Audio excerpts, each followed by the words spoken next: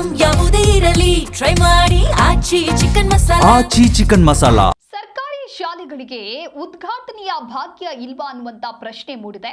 ಕಣ್ಮುಚ್ಚಿ ಕುಳಿತುಕೊಂಡಿದ್ದಾರಾ ಶಿಕ್ಷಣ ಇಲಾಖೆಯ ಅಧಿಕಾರಿಗಳು? 7 ವರ್ಷ ಆದರೂ ಕೂಡ ಶಾಲಾ ಕಟ್ಟಡ ಇನ್ನೂ ಉದ್ಘಾಟನೆಯನ್ನ ಕಂಡಿಲ್ಲ. ಲೋಕಪ್ಪನಹೊಲ ಗ್ರಾಮದಲ್ಲಿ ನಡೆದಿರುವ ಇಂಥದ್ದೊಂದು ಘಟನೆ ಇದು.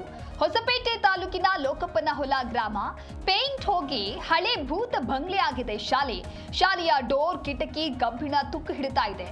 ರಾತ್ರಿ ಆದ್ರೆ ಕುಡುಕರು ಇಸ್ಪಿಟ್ ಅಡ್ಡಿಯಾಗಿದೆ ಆ ಶಾಲೆ ಕೊಠಡಿಗಳನ್ನ ಧೂಳು ಕಸದಿಂದ ತುಂಬಲಾಗಿದೆ. ರಾತ್ರಿ ಆದ್ರೆ ಅಲ್ಲಿ ಕುಡುಕರ ಕಾಟ ಇರತ್ತೆ. ಇಸ್ಪೀಟ್ ಅಡ್ಡವನ್ನ ಮಾಡಿಕೊಂಡಿದ್ದಾರೆ.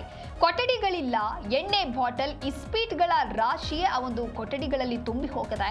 ಇತ್ತ ಅನೈತಿಕ ಚಟುವಟಿಕೆಗಳ ತಾಣವೂ ಆಗ್ತಾ ಇದೆ. ಈ ರೀತಿಯಾದಂತಹ ಆರೋಪ ಕೇಳಿಬಂದಿದೆ. ಅಧಿಕಾರಿಗಳ ನಿರ್ಲಕ್ಷ್ಯದಿಂದ ಶಾಲೆ ಪಾಳು ಬಿದ್ದಿದೆ. ಕೂಡಲೇ ಶಾಲಾ ಕೊಠಡಿಗಳನ್ನ ದುರಸ್ತಿ ಮಾಡಬೇಕು. ಆದಷ್ಟು ಬೇಗ ಶಾಲೆಯನ್ನ ಸ್ಥಳಾಂತರ ಮಾಡಬೇಕು. ಇಲ್ಲದಿದ್ರೆ ಮಕ್ಕಳ ಜೊತೆಗೆ ನಾವು ಉಗ್ರ ಹೋರಾಟ ಮಾಡ್ತೀವಿ ಅನ್ನುವಂತ ಎಚ್ಚರಿಕೆಯನ್ನ ಕೂಡ ನೀಡಲಾಗಿದೆ. ಸಾಕಷ್ಟು ಕಡೆ ಸರ್ಕಾರಿ ಶಾಲೆಗಳ ಸ್ಥಿತಿ ಇದೇ ರೀತಿಯಾಗಿದೆ. ಎಲ್ಲೋ ಒಂದು ಕಡೆ ಕಟ್ಟಡ ಇದ್ರೂ ಕೂಡ ಅದಕ್ಕೆ ಉದ್ಘಾಟನಾ ಭಾಗ್ಯ ಸಿಗದೆ ಈ ರೀತಿಯಾದಂತಹ ಒಂದು ರೀತಿಯ ಅಕ್ರಮ ತಾಣವಾಗಿ ಮಾರ್ಪಡ್ತಾ ಇದೆ. ಎರಡನೆಯ ದೃಶ್ಯದಲ್ಲಿ ನೀವು ಗಮನಿಸ್ತಾ ಇರಬಹುದು, ಮಕ್ಕಳು ಓದುವಂತಹ ಶಾಲೆ ಜ್ಞಾನ ದೇಗುಲ ಅಂತ ಹೇಳಿ ಕರೆಯಲಾಗತ್ತೆ. ಆದ್ರೆ ಆ ಒಂದು ಶಾಲೆಯನ್ನ ಯಾವ ರೀತಿಯಾಗಿ ಮಾಡ್ಕೊಂಡಿದ್ದಾರೆ ಅಂತ ಹೇಳಿದ್ರೆ ಇಸ್ಪಿಟ್ ಅಡ್ಡಿಯಾಗಿ ಹೋಗದೆ. ಆದ್ರೂ ಕೂಡ ಇವರನ್ನ ಪ್ರಶ್ನೆ ಮಾಡೋರು ಯಾರು ಇಲ್ವಾ? ಶಿಕ್ಷಣ ಇಲಾಖೆಯ ಅಧಿಕಾರಿಗಳು ಏನ್ ಮಾಡ್ತಾ ಇದ್ದಾರೆ? ಈ ರೀತಿ ಕಟ್ಟಡವನ್ನ ಕೊಡ್ತಾ ಇದ್ದಾರೆ ಅಂತ ಹೇಳಿದ್ರೆ ಅದು ಉದ್ಘಾಟನೆ ಯಾವಾಗ ಆಗಬೇಕು, ಜೊತೆಗೆ ಅಲ್ಲಿ ಯಾವಾಗ ಆ ಒಂದು ಶಾಲೆ ಅಥವಾ ಶಿಫ್ಟ್ ಆಗುವಂತಹ ಶಾಲೆ ಯಾವಾಗ ಆಗ್ಬೇಕು ಅನ್ನುವಂತ ವಿಚಾರವನ್ನ ಶಿಕ್ಷಣ ಇಲಾಖೆಯ ಅಧಿಕಾರಿಗಳು ತಿಳಿಸಬೇಕಾಗತ್ತೆ. ಆದ್ರೆ ಏನ್ ಮಾಡ್ತಾ ಇದ್ದಾರೆ ಅನ್ನುವಂತಹ ಪ್ರಶ್ನೆ ಇದೆ. ಏನಾಗಿದ್ದಪ್ಪ ಅಂತ ಹೇಳಿದ್ರೆ 7 ವರ್ಷದಿಂದ ಈ ಬಿಲ್ಡಿಂಗ್ಗಳು ಒಂದೆರಡು ಸ್ಟಾರ್ಟಿಂಗ್ ಆಗಿದ್ದು, ಆಮೇಲೆ ರೀಸೆಂಟಾಗಿ ಒಂದು 4 ವರ್ಷದಿಂದ ಒಂದೆರಡು ಬಿಲ್ಡಿಂಗ್ ಆಗಿದ್ದಾವೆ. ಇದೇನಾಗಿದ್ದಪ್ಪ ಅಂತ ಹೇಳಿದ್ರೆ ಶಾಲೆ ಮಕ್ಕಳಿಗೆ ಯೂಸ್ ಆಗೋದಕ್ಕಿಂತ ಇಲ್ಲಿ ಇಸ್ಪೋರ್ಟ್ ಆಡೋರಿಗೆ, ಅನೈತಿಕ ಚಟುವಟಿಕೆ ಮಾಡೋರಿಗೆ, ಕುಡಿಯೋರಿಗೆ ಆ ಥರ ಒಂದು ನಿರ್ಮಾಣ ಆಗೈತೆ ಈ ಶಾಲೆ. ಇಲ್ಲಿವರೆಗೆ ಆದರೆ ಯಾವ ಶಾಸಕರಾಗಲಿ ಯಾವ ಅಧಿಕಾರಿಗಳಾಗಲಿ ಎಷ್ಟೋ ಬಾರಿ ನಾವು ಮನವಿ ಮಾಡಿದ್ದೀವಿ.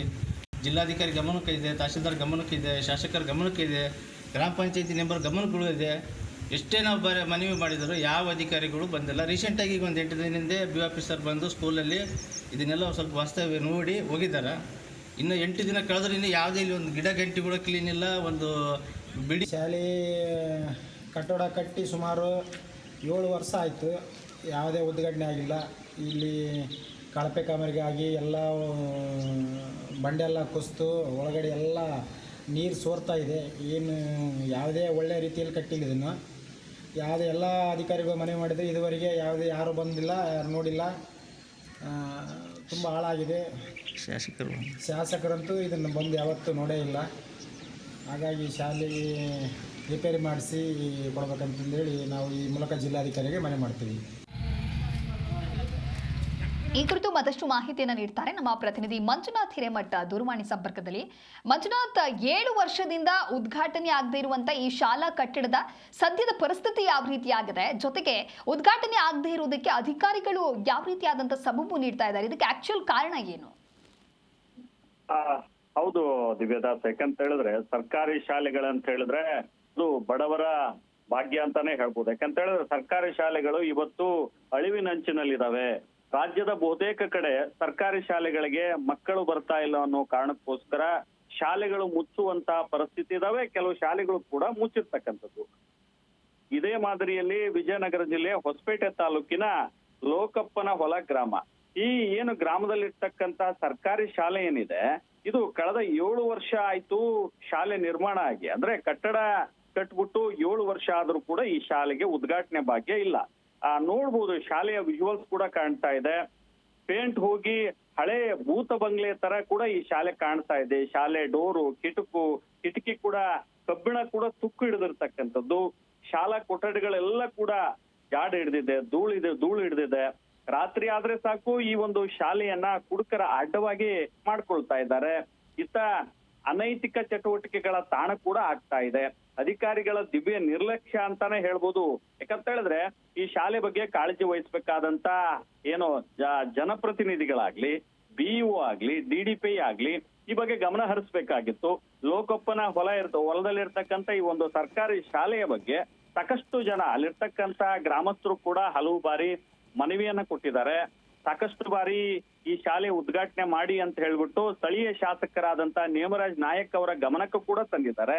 ಆದ್ರೆ ಈ ಒಂದು ಶಾಲೆಯ ಉದ್ಘಾಟನೆ ಭಾಗ್ಯ ಮಾತ್ರ ಇದುವರೆಗೂ ಕೂಡ ಕೂಡು ಬಂದಿಲ್ಲ. ಆದಷ್ಟು ಬೇಗ ಈ ಶಾಲೆಯನ್ನ ಸ್ಥಳಾಂತರ ಮಾಡಬೇಕು. ಇಲ್ಲ ಅಂತ ಹೇಳಿದ್ರೆ ಮಕ್ಕಳ ಜೊತೆ ಕೂಡ ನಾವು ಉಗ್ರ ಹೋರಾಟ ಮಾಡ್ತೀವಿ ಅಂತ ಹೇಳ್ಬಿಟ್ಟು ಸ್ಥಳೀಯರು ಕೂಡ ಈಗ ಆಲ್ರೆಡಿ ಪ್ರತಿಭಟನೆಯನ್ನ ಮಾಡ್ತಕ್ಕಂತ ಒಂದು ಸೂಚನೆಯನ್ನು ಕೂಡ ಶಿಕ್ಷಣ ಇಲಾಖೆಗೆ ಕೊಟ್ಟಿದ್ದಾರೆ.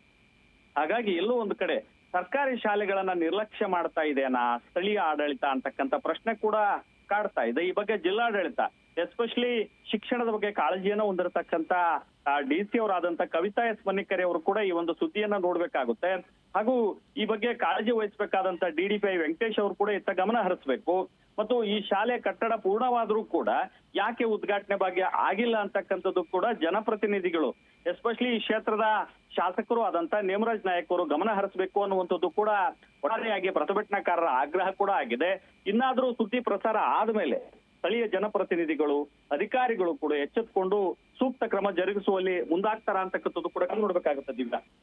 ಓಕೆ ಮಂಜುನಾಥ್, ಶಿಕ್ಷಣ ಇಲಾಖೆಯ ಅಧಿಕಾರಿಗಳು ಈ ಸಮಸ್ಯೆ ಬಗ್ಗೆ ಈಗೇನಾದ್ರೂ ಪ್ರತಿಕ್ರಿಯೆ ಕೊಟ್ಟಿದ್ದಾರಾ ಅಥವಾ ಮತ್ತೆ ನಮ್ಮ ಸುದ್ದಿ ನೋಡಿದ ಮೇಲೆ ಎಚ್ಚೆತ್ತುಕೊಳ್ಬೇಕಾಗತ್ತಾ, ಹೇಗೆ? ಹೌದು ದಿವ್ಯಾ, ಯಾಕಂತ ಹೇಳಿದ್ರೆ ಎಸ್ಪೆಷಲಿ DDPI ಅವರು ವೆಂಕಟೇಶ್ ಅವರು ಕೂಡ ಈ ಸುದ್ದಿಯನ್ನ ನೋಡ್ಬೇಕು. ಯಾಕಂತ ಹೇಳಿದ್ರೆ ಸ್ಥಳೀಯವಾಗಿ ಶಾಲೆಗಳ ಏನೇ ಆಗ್ಲಿ ಅಂದ್ರೆ ಶಾಲೆಗಳು ಕುಂಠಿತ ಆದಾಗ ಮತ್ತು ಬಿಲ್ಡಿಂಗ್ಗಳು ಮಳೆಗೆ ಸೋರುವಂತ ಪರಿಸ್ಥಿತಿ ಇದ್ದಾಗ ಶಿಕ್ಷಣ ಇಲಾಖೆ ಅದಕ್ಕೆ ಆದಂತ ಒಂದು ಹಣವನ್ನ ಮೀಸಲಿಟ್ಟಿರುತ್ತೆ ಮತ್ತು ಉದ್ಘಾಟನೆ ಯಾಕೆ ಆಗ್ತಿಲ್ಲ ಅಂತಕ್ಕಂಥದ್ದು ಕೂಡ ಅವರ ಗಮನಕ್ಕೂ ಕೂಡ ಇರುತ್ತೆ. ಇನ್ನಾದ್ರೂ ಶಿಕ್ಷಣ ಅಧಿಕಾರಿಗಳು ಸಂಬಂಧಪಟ್ಟಂತ ಜನಪ್ರತಿನಿಧಿಗಳು ಸುದ್ದಿ ಪ್ರಸಾರ ಆದ್ಮೇಲಾದ್ರೂ ಇದಕ್ಕೆ ಸ್ಪಂದಿಸ್ತಾರ ಅಂತಕ್ಕಂಥದ್ದು ಕೂಡ ಕಾದು ನೋಡ್ಬೇಕಾಗುತ್ತೆ ಈಗ. ಓಕೆ, ಥ್ಯಾಂಕ್ ಯು ಮಂಜುನಾಥ್ ನಿಮ್ಮೆಲ್ಲ ಮಾಹಿತಿಗಾಗಿ.